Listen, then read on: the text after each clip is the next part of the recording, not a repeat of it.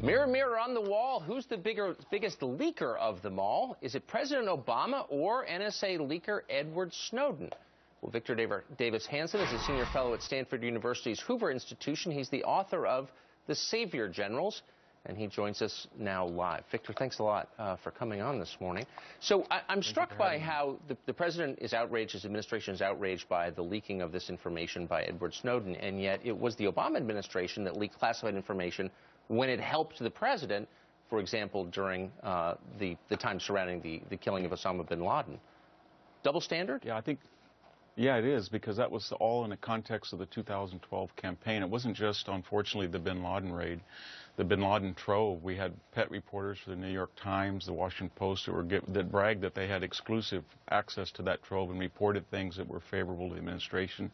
The Stuxnet cyber war against Iran, how did we find out about that? Through administration-sanctioned leaks.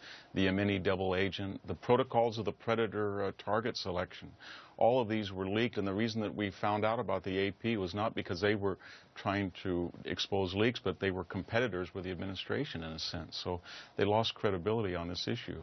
And yet the irony is that no administration in history has been tougher on leakers than this one, gone after journalists, including one here at Fox, and has charged more people under the Espionage Act than all previous presidents combined. Why is that? Yeah.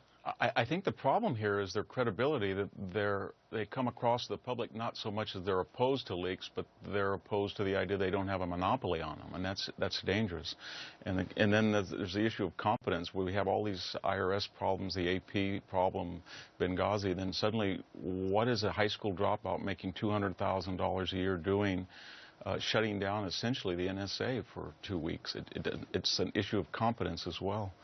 And then getting away. That is an excellent point. So you can't simultaneously argue that the U.S. intelligence agencies are all powerful, and then at the same time watch the incompetence with which they've handled this.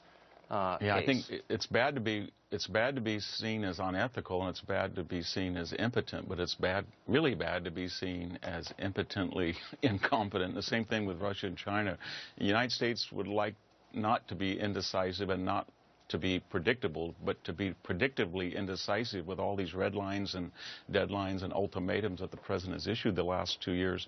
Unfortunately, these people who are not so principled as American politicians don't fear us. They're not in suspense about what we're going to do, and that's dangerous when we have these issues down the road like Iran coming up or Syria, etc. But very quickly, it seems like the president's rhetoric is tougher when he applies it to his domestic opponents sometimes than to our international. Yeah, I mean, when he says people are acting stupidly, or the Attorney General can say that Americans are cowards, or the President can urge Latino leaders to punish their enemies. I just wish he'd use the word enemies against the people abroad. Substitute the word conservative Republicans and put in Chavez or Putin, and we'd have a pretty tough president. Victor Davis Hanson, really one of the most compelling writers writing in English as far as I'm concerned.